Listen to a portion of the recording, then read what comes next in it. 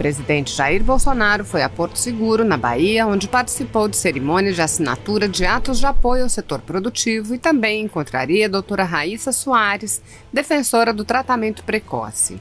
Bolsonaro publicou um vídeo da cidade, onde foi recebido por uma multidão aos gritos de mito. O presidente anunciou que sua live semanal mudará de horário hoje e será realizada às 20 horas. Assim está.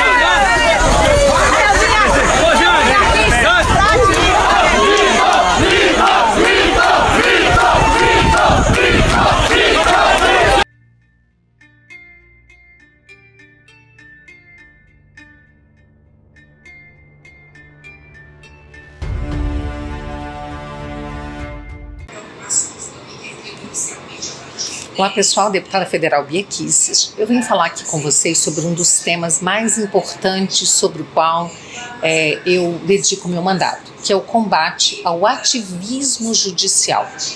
E nós estamos agora vivendo um momento muito crítico com relação a isso, quando esse ativismo ele advém diretamente de ministros do Supremo Tribunal Federal.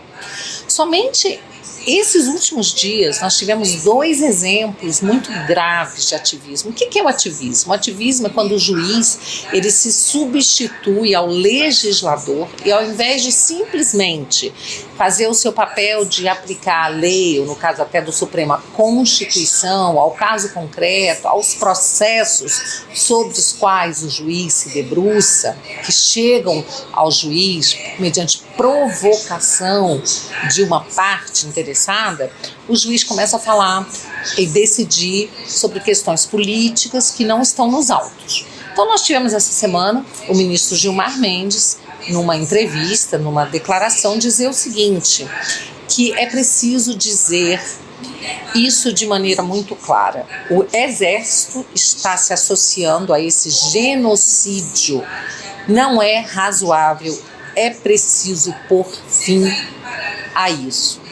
Então, a gente fica pensando assim, de que genocídio, em primeiro lugar, o ministro está falando, né? Porque nós vivemos nos últimos governos um genocídio, aí sim, verdadeiro, de jovens, né, de negros, de pessoas pobres, que têm sido assassinadas, e não só negros e pobres, mas toda a sociedade, que realmente nessas camadas mais pobres da sociedade aumenta a violência, né? Mas pessoas de todas as camadas sociais, de todos os níveis intelectuais, de todas as profissões, têm sido vítimas, sim, de assassinatos, 60 mil pessoas por ano, sem que o Estado tenha sido capaz de proteger essas pessoas. Aí a gente pode falar de genocídio, mas no governo atual, que genocídio é esse? Quem é que está cometendo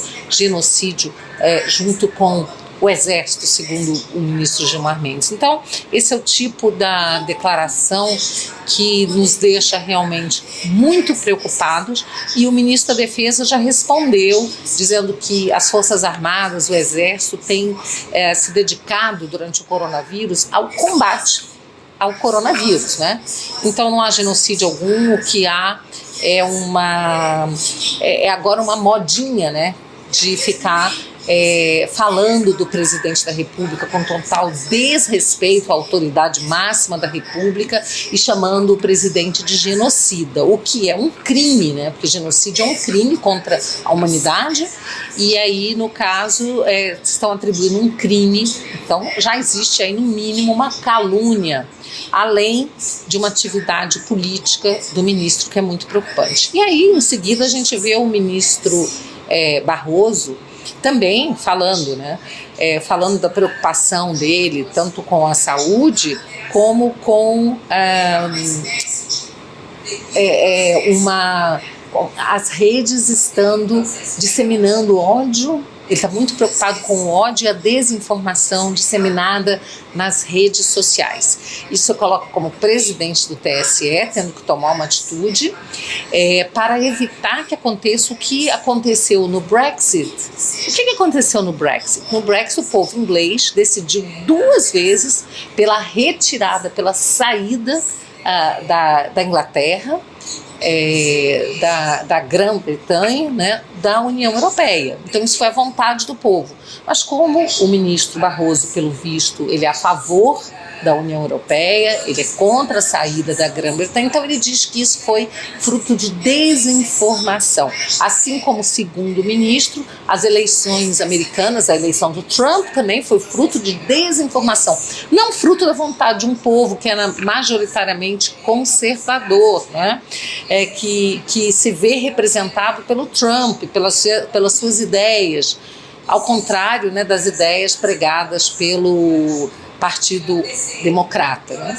E também as eleições na Índia, segundo o ministro Barroso, também fruto de desinformação. Agora, o presidente da Polônia foi reeleito, um conservador. Pode ser que o ministro Barroso também ache que foi fruto de desinformação. Desinformação essa que precisa ser combatida. Como é que ele está combatendo isso, gente? Combatendo, chamando as plataformas, dizendo que elas têm que retirar, né? Elas têm que cuidar para que não haja fake news. E o ministro tem que retirar das plataformas aquelas informações que, segundo ele, desinforma. Aí o ministro, né, ele diz o seguinte, que ele conta, olha que bonito, gente, vocês têm certeza que vocês vão ficar emocionados. Contamos com a imprensa profissional que sabe separar fato de opinião, a gente tem visto isso, que se move por preceitos éticos, a gente também tem visto isso, e que possa fazer o filtro dessas bobagens que circulam nas redes ao lado dos checadores de fato. Aí eu trouxe, né, essa informação de que foi uma pesquisa feita pelo Instituto Global Edelman Trust Barometer, tá? É um estudo feito por eles em 2018, disse o seguinte, que a imprensa, tá? A imprensa, ela é a instituição menos confiável globalmente.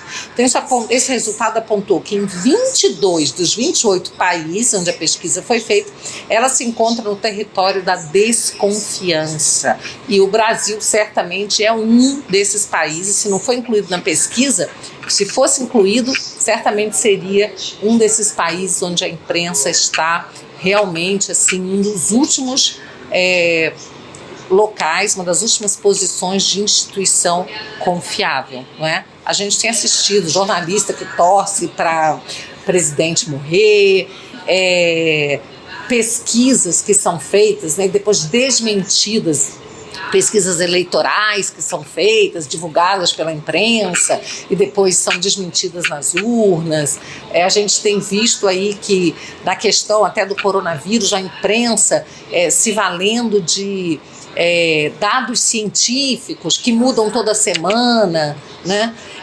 Então a gente sabe que não tem uma cobertura parcial, lamentavelmente, por boa parte da imprensa, mas é com essa mídia aí que o ministro Barroso diz contar essa imprensa profissional para dizer, junto com os checadores de fatos, o que é verdade, o que é mentira, né, e impor aí um cala-boca, uma censura às redes sociais. Então, assim, eu estou deveras preocupada com isso, tá? Como parlamentar, trabalho todos os dias, né, para combater esse ativismo judicial. Tem uma série de projetos de lei contrários ao ativismo, que visam a responsabilizar esse ativismo, criminalizar toda vez que houver uma usurpação de poder. Isso tem acontecido muito porque, lamentavelmente, o parlamento tem se colocado de joelhos, subserviente ao Supremo Tribunal Federal. E a gente sabe que tem aí parlamentares que têm problemas perante a justiça, né,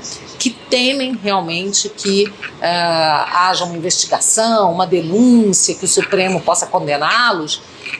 Mas é isso aí, né? A gente precisa encarar esse fato, né? A gente sabe que você não precisa dever para a justiça para poder ser investigado. Hoje a gente vê isso, né? Existe, além do ativismo todo, né? Agora esse ativismo também foi para inquéritos, né? Ele agora também está sendo utilizado em inquéritos penais, né? Aí no Supremo Tribunal Federal, que está avançando sobre a base de apoio do presidente Bolsonaro. Então a situação é toda muito preocupante e nós temos que continuar sempre atentos, e vocês podem contar com o meu trabalho no combate ao ativismo, que é uma forma da gente preservar a democracia. Enquanto os juízes quiserem fazer leis, quiserem investigar, quiserem decidir quem vai ser diretor da polícia, ou seja, quiserem usurpar sobre competência do executivo e do legislativo, nós não teremos uma democracia efetiva.